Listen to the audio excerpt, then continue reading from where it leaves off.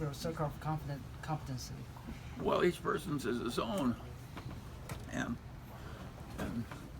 but it really helps to know what you can do and what you can't. I got whole things. I don't like to gamble against odds. I have not lost $1,000 in my life betting against racetracks, casinos. If the odds are against me, I just don't play. I don't even want to amuse myself playing against the odds. Now, I have occasionally played bridge against better players where I'm really playing for the instruction which I can afford. But that's because I like the learning. But I won't do very much even of that. I do not like playing against the odds. Could you maybe say one name that you invested in when you ran your partnership that performed beautifully for you, and explain as a case study what it was about that company that attracted you? Because there's not much about the Munger-Wheeler partnership. Well, but I did all kinds of things in those days. First place, in those days we had what were called Jewish treasury bills. And that was event arbitrage. If a company sells out $100 a share and the stock's selling at 95, for 60 years, people just went in and bought the stock at 95 and made the 20% per annum with a little leverage.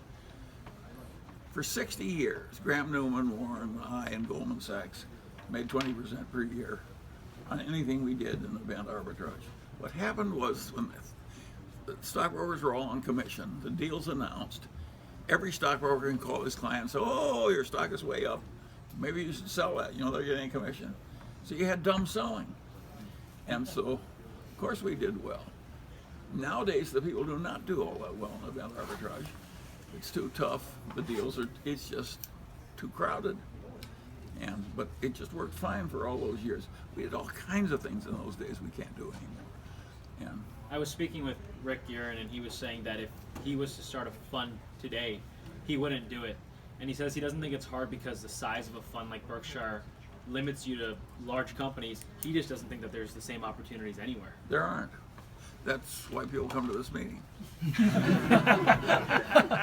Speaking of opportunities, Charlie, could you talk a little bit about your thoughts on John Malone as an operator and what you think about the cable industry's moat going forward? I do not.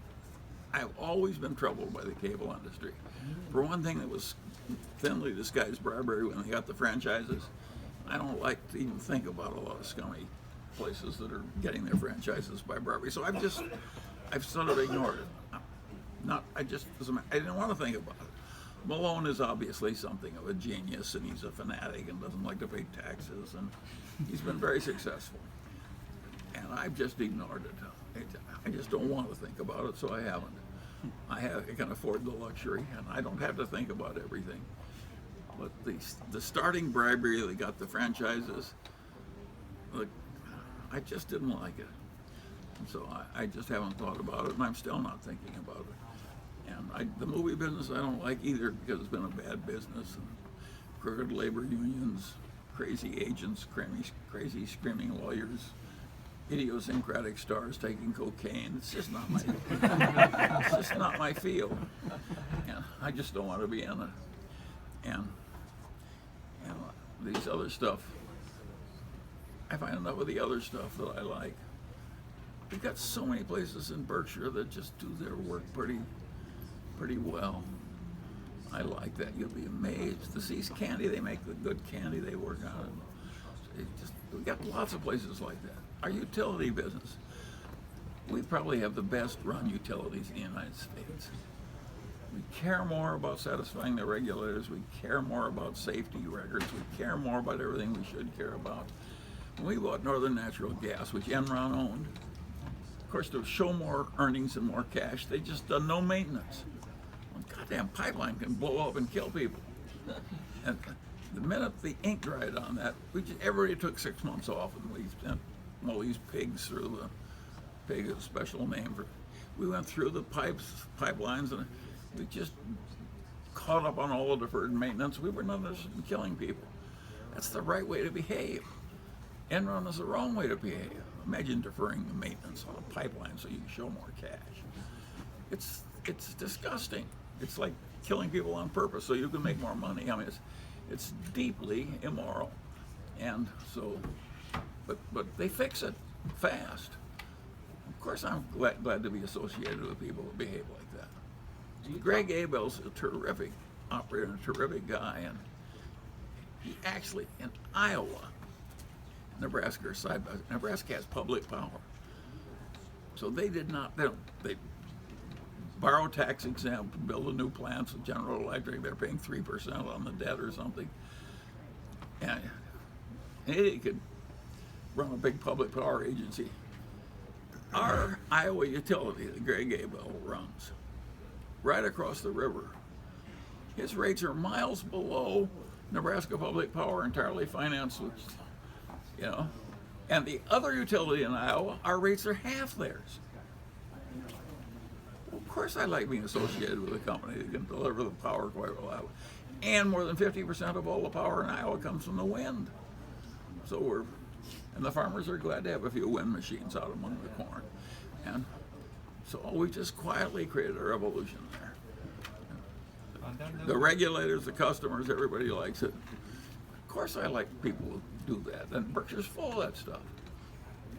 Do you think that cheaper solar over time, as it continues to get cheaper and cheaper, does that pose any potential threat to the utility business as people kind of take on their own generation? Like, is there potential for a death spiral there? Well, Berkshire has something like $8 billion worth of solar, almost all of it in California.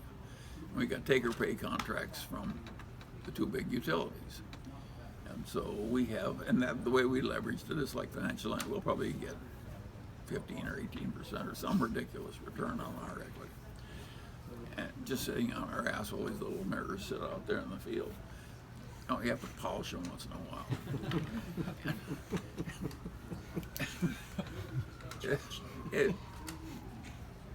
And they'll get better, but they won't get 50%. There's a limit to how much better they can get. And the first one we had, they tracked not at all, they just lay there. The second one, they track east to west, but not for the celestial stuff that goes on, changing the seasons. The next ones will be pointed right at the sun through every kind of, and that all makes it, but there's a limit to how efficient that stuff can get. On the other hand, since it's free and coming in from the sun and doesn't pollute, and there's a lot of worthless desert in the United States, it's a pretty sensible way to get power eventually. And so, of course, there's going to be more and more of it.